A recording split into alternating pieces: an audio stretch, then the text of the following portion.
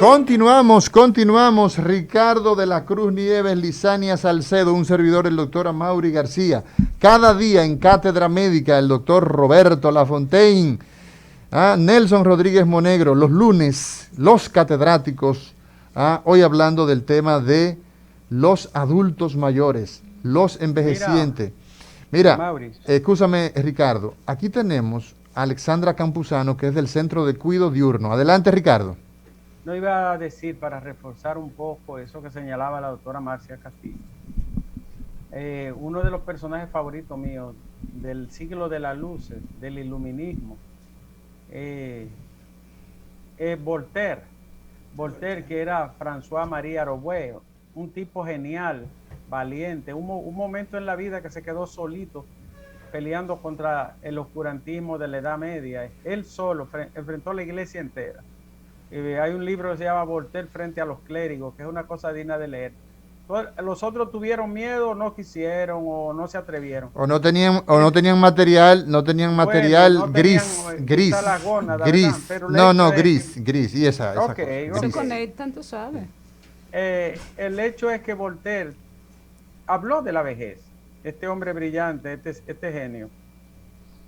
Y él empezaba su libro diciendo que quien no es capaz de entender las virtudes de su edad, cargará solo con el peso de sus defectos. Con eso él quería decir que todas las edades tienen sus imperfecciones, pero tienen sus virtudes también. Claro que sí. Era grande. Y hay que entenderla. Ricardo. Y lo que ha hecho la sociedad no es comprender que cada etapa de la vida, en el periodo temporoespacial que nos ha tocado, cada etapa tiene sus encantos, sus virtudes, su grandeza, sus debilidades y también sus adaptaciones, doctora. Así mismo es que Voltaire era grande. Voltaire era grande y sigue siendo grande. Por eso él se murió y no se murió. Ricardo, ¿cuál fue la pregunta que le planteó la esfinge a Edipo? Digo, ¿cuál es el único animal que en la mañana se arrastra, al mediodía se levanta y al atardecer vuelve y se arrastra? Totalmente, esa es la vida. Eso es así. Bueno, tenemos a la doctora, a la licenciada Alexandra Campuzano, que es del Centro de Cuidado Diurno para Adultos Mayores, el Golden Age. Así se llama. Muy buenos días, licenciada. Buenos días a todos. Gracias por la invitación. No, gracias a usted por estar con nosotros. Hay un punto, la pregunta que hace el doctor Ricardo de la Cruz Nieves a la doctora Castillo: ¿dónde es mejor estar? ¿En la casa? ¿En el hogar de ancianos? Una respuesta brillante, una pregunta muy oportuna. Usted tiene un centro, que es el Centro de Cuidado Diurno para Adultos Mayores.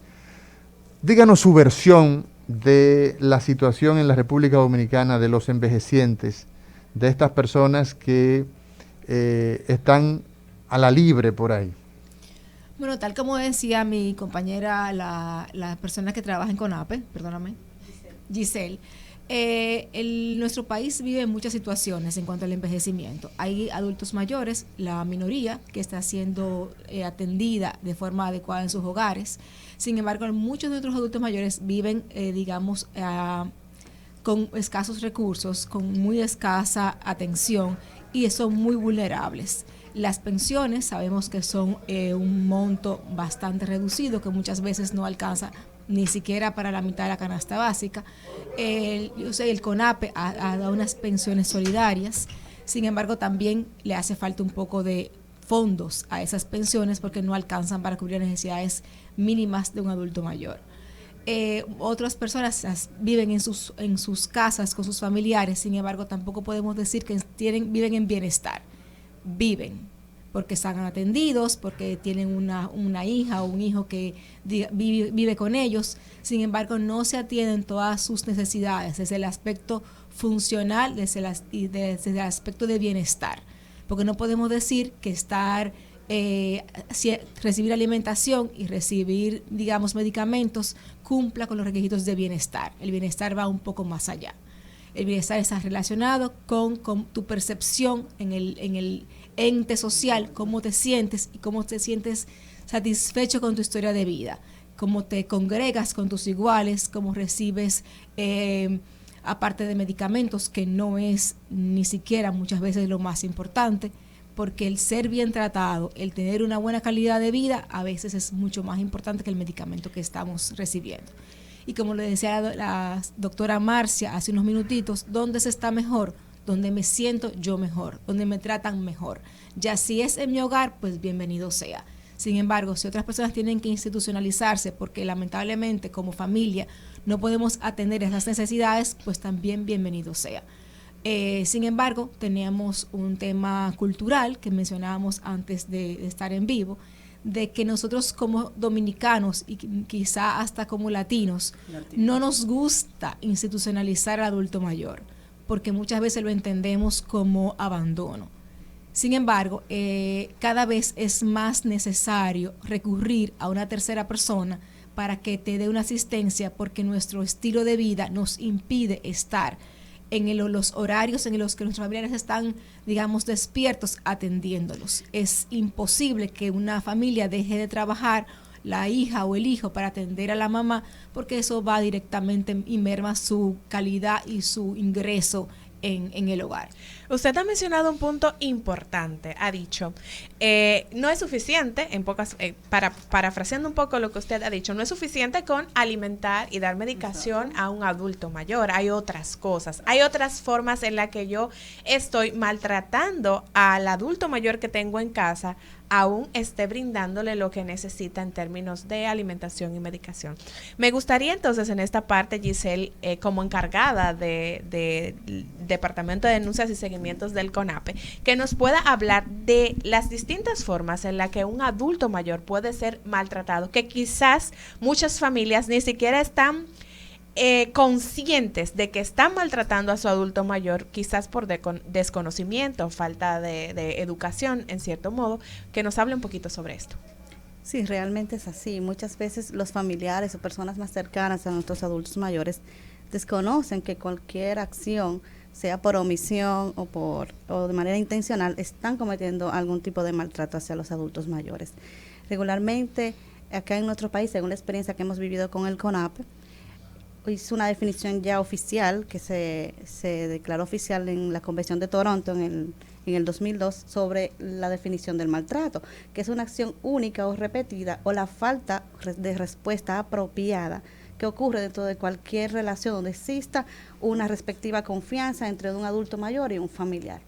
Aquí en la República Dominicana vemos mucho el maltrato psicológico, que regularmente se da mucho en el entorno familiar, sea por el hijo, el nieto, el hermano, el maltrato físico en ocasiones. En los medios a veces salen las noticias de que adultos mayores han sido maltratados por sus familiares, hijos. El maltrato, el verbal, que concomitantemente va con el psicológico, pero influyen de una manera distinta y a veces se manifiestan de manera distinta. Porque a veces yo le hablo bien a mamá o a mi abuela, pero de alguna u otra manera le estoy presionando para que me dé algún bien que yo necesito. Y son situaciones que se dan muy comunes. Nosotros tenemos situaciones en las que los adultos mayores, los envejecientes, son golpeados por sus familiares. Por sus hijos. Por eso es hijos, doloroso. por sus nietos, por un sobrino, por una persona por un tercero, un vecino, en fin. Entonces, ¿cómo participa CONAPE? ¿Cuál es la fuerza que tiene desde el punto de vista de esa ley 352 desde el 98 para hacerle frente a situaciones que no son de excepción, que se dan con mucha frecuencia? Directamente en los maltratos físicos, como usted acaba de mencionar, nosotros realizamos una intervención directa, conjuntamente con la Fiscalía Especializada, que es una fiscalía adjunta a la Procuraduría General de la República, a la Unidad de Derechos Humanos, y trabajamos directamente estos tipos de maltrato conjuntamente con la Policía Nacional, Ministerio Público, Tribunales de la República, con los fines de llevar a la justicia, a los tribunales, las personas que cometen este tipo de infracción contra los adultos mayores. Si es directamente con el familiar, de manera transversal se convierte en una violencia doméstica, porque está dentro del núcleo. Y la ley 2497 está ahí para eso. Directamente, maltrato físico por un tercero, golpes y heridas, pero al ver una persona adulta mayor que es más vulnerable en este sentido, porque sea una persona dependiente o porque sea una persona que tenga algún tipo de discapacidad y sea vulnerable, pues obviamente el tipo de maltrato per se se agrava, vamos a decir así, como comúnmente decimos en el Código Penal. Es un agravante, aunque no está tipificado como tal en el Código Penal.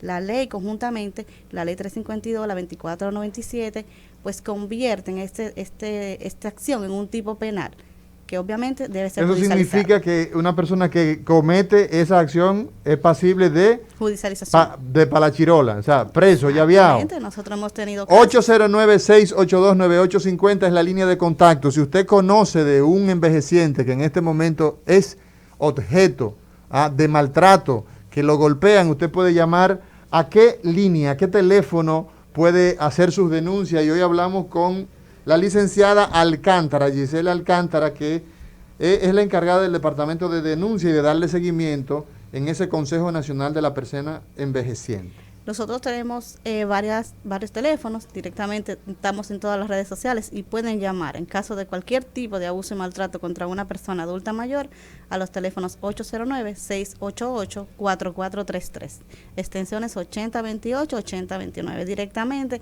son las dos extensiones que inmediatamente entra la llamada, le van a atender, le van a recibir la denuncia, puede hacerla de manera anónima, puede hacerla de manera ofreciendo sus datos.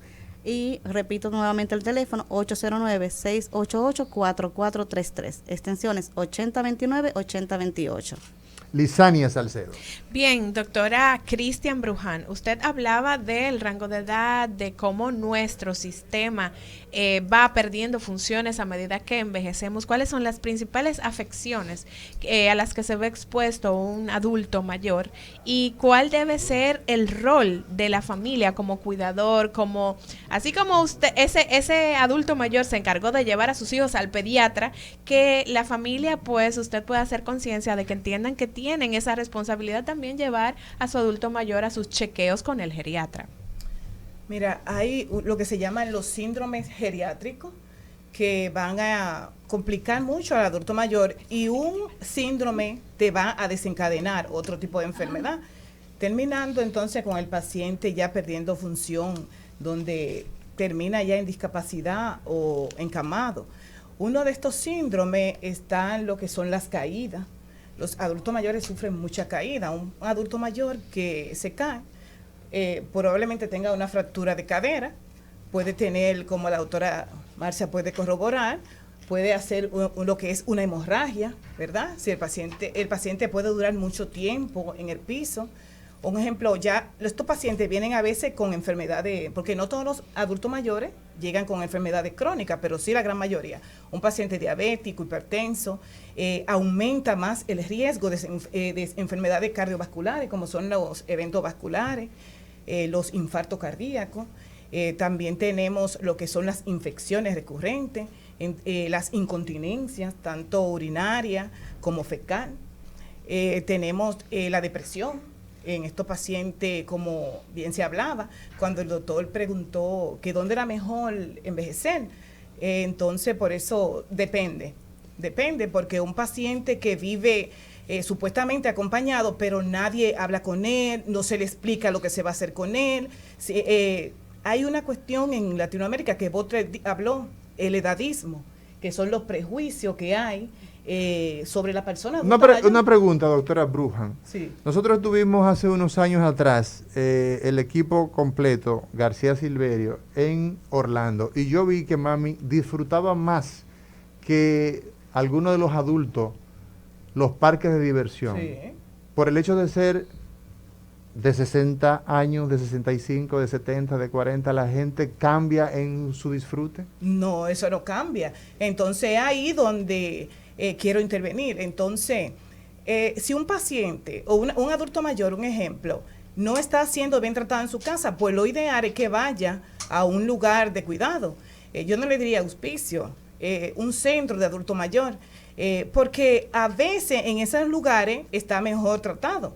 Ahora, si el paciente está bien tratado en su hogar, que su familia se preocupa por él, lo escucha, lo lleva, le da atención en salud y lo que necesita, bueno, pues su hogar es lo ideal, porque no hay mejor lugar que tú estar rodeado de la persona que te ama y que tú amas. Entonces, también vamos a ver que estos pacientes, hay una malnutrición. El adulto mayor, las papilas gustativas, ¿verdad? Son estas rugosidades que tenemos a nivel de la lengua. nosotros como médicos lo sabemos, pero es para los oyentes. Entonces se vuelven planas, entonces pierden el sabor. Por eso también pierden el sentido de tomar agua. Por eso en la temperatura caliente se deshidratan tan fácil. Entonces hay que incentivarlo. Hay que darle lo que a ellos les guste, claro que lo nutra, pero tú tienes que darle con respeto. Incluso si el paciente puede producir él mismo sus alimentos, pues vamos a involucrarlo. Porque hay un concepto de que papá y mamá llegaron a la vejez, hay que sentarlo en una mecedora. Usted es un niño, usted no opina.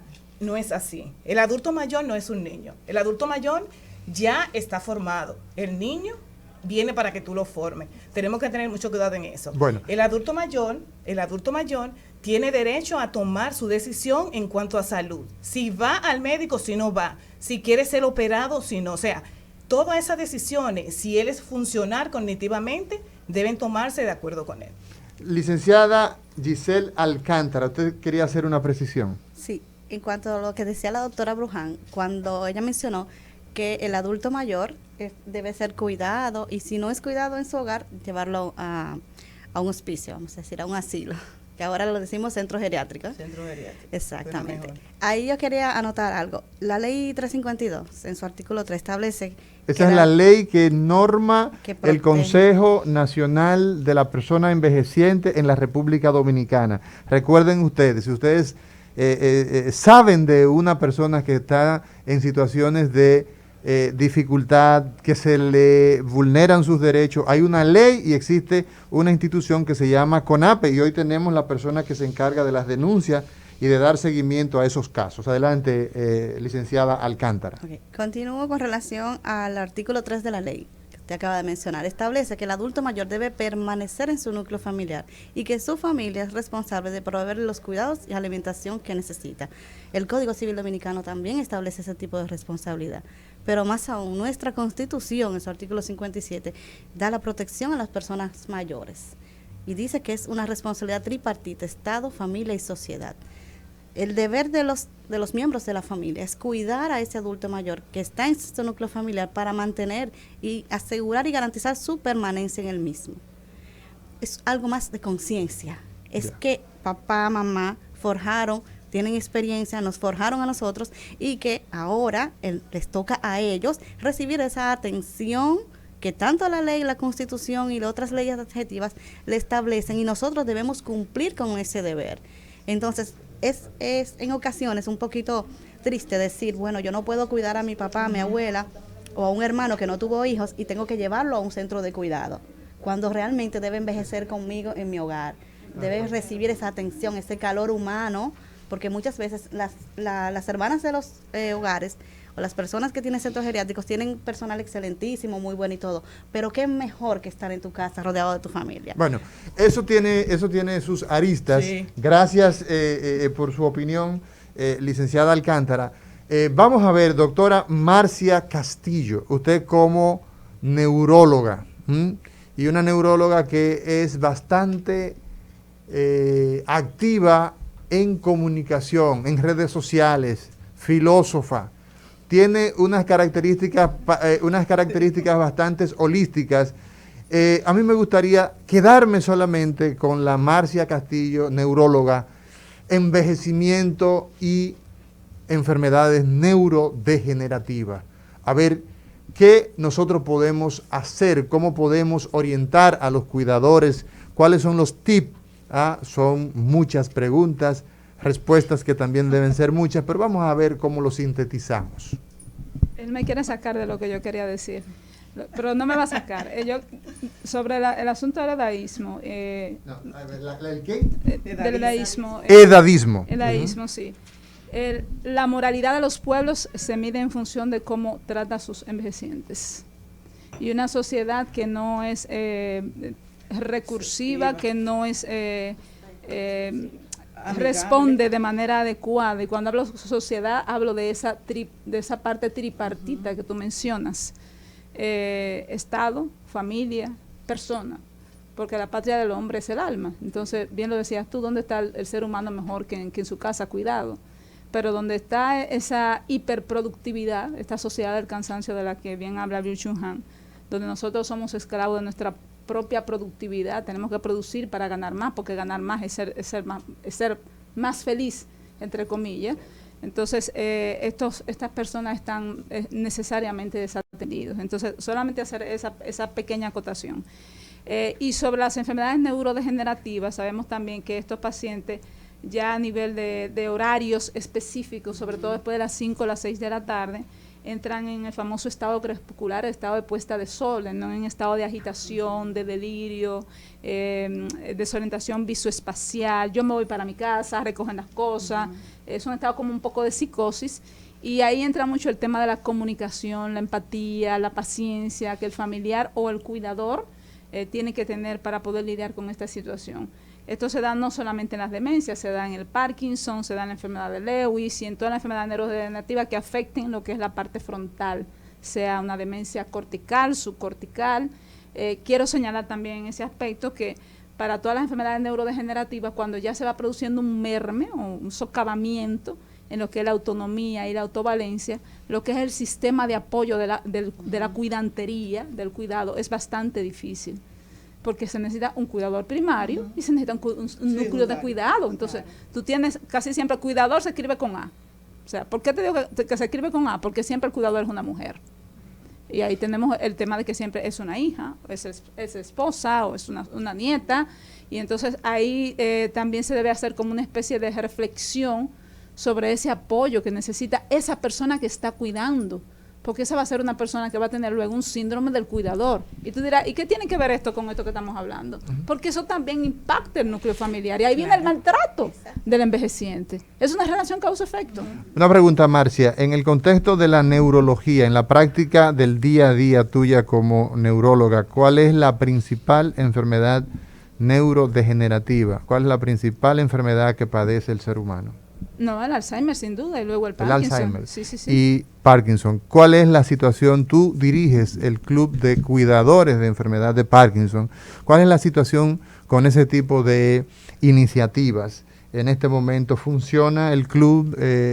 ¿No? ¿Cómo anda eso? Nosotros no somos un club, nosotros somos un colectivo, una asociación sin fines de lucro, que se constituyó legalmente hace más de 13 años, donde familiares, pacientes, cuidadores, personal de la salud nos hemos sumado a proveer cuidados de salud, ayudar con el sostén de los medicamentos, sin sostén del Estado, y lo que hacemos es trabajar en la educación continua, hacer talleres, integrarlos en ciertas actividades. Con esto de la pandemia nos hemos mantenido un poco en el tema de la virtualidad, pero más que nada en el tema de la educación, porque sabemos que la educación no cambiará el mundo, pero cambiará a las personas que van a cambiar el mundo. Alejandra Campuzano, del Centro de Cuidado Diurno para Adultos Mayores, centro que cuida personas durante el día. ¿Es un centro público, es un centro privado? Alexandra, y me gustaría que nos aclarara eso y sobre todo que nos dijera dónde están ustedes ubicados, que tuve que salir un segundo cuando tuviste la participación. Y hay una pregunta muy puntual: ¿cuál es la capacidad que tiene el Golden Age de recibir personas durante el día? ¿Cómo funcionan ustedes? Somos un centro diurno, como bien mencionabas, privado, o sea que cada familia es la persona que costea la atención y la estimulación de sus familiares. Digamos que como para hacer un punto intermedio entre mis colegas, somos un centro diurno. Quiere decir que el participante puede venir al centro, sin embargo no está completamente institucionalizado. La atención de la familia se delega a esa tercera persona, que somos nosotros, donde tenemos especialistas en diferentes áreas, tanto neuropsicólogos, psicólogo clínico, terapeuta ocupacional. Recibe esa atención especializada que la familia, porque tiene que enrolarse en el campo productivo, no puede ofrecer. Sin embargo, tampoco sale de su núcleo familiar. Y eso, digamos, como decía la doctora Giselle, está amparado en la ley. Sin embargo, la ley también dice que la persona, que el bienestar, el adulto mayor debe recibir bienestar, que va más allá de la atención que decíamos anteriormente, de la atención básica, de estar acompañados o vivir con sus familiares. Entonces el centro funciona como un paso intermedio entre una institucionalización completa y la atención completa de sus hogares. Estamos ubicados en el Evaristo Morales, calle Francisco Prats Ramírez 362A. Nuestro teléfono es el 809-566-0605. Con eso respondí la primera parte de su pregunta. La segunda parte sería ¿qué capacidad tenemos? Gracias a Dios estamos en un lugar bastante amigable con la naturaleza, tenemos áreas muy abiertas y de manera simultánea perfectamente podemos recibir unas 100 personas. Sin embargo, nuestro formato de trabajo no es limitante a que la persona vaya todos los días de 8 de la mañana a 5 de la tarde, sino que las familias o el adulto mayor puede decidir acompañarlos en algunas jornadas, jornada matutina, jornada vespertina o unos días sí, otros no, como yo le llamo. Puede decir, una persona puede ir lunes, miércoles y viernes en la mañana y otra puede ir martes y jueves en la tarde. Son todos clientes del centro, sin embargo no han podido compartir entre ellos. Una de las grandes virtudes del centro, aparte del tema de la estimulación funcional, es la socialización, porque hacemos grupos de trabajo de acuerdo al nivel de funcionalidad de los participantes. Eso quiere decir que si la doctora Marcia y yo podemos tener la misma edad, sin embargo ella tiene un envejecimiento saludable y yo no, ella y yo no perteneceríamos al mismo grupo. Ella estaría. Entonces ustedes hacen una clasificación de estos adultos, ustedes hacen una clasificación de estos adultos mayores, de estos ancianos que reciben en el Golden Age de acuerdo a su condición de salud, si es una persona saludable o si no lo es. ¿Entendimos bien? Exactamente, se hacen evaluaciones neurológicas y de funcionalidad para poder colocar a esa persona con sus pares lo más homogéneos posibles a su condición. Bueno, nos vamos a una pausa, señores. Hoy hablamos en Los Catedráticos sobre los adultos mayores, cómo garantizar que una persona envejezca de manera idónea, de manera adecuada, con todas las condiciones de dignidad que un ser humano debe tener. Cátedra Médica, porque la salud merece respeto.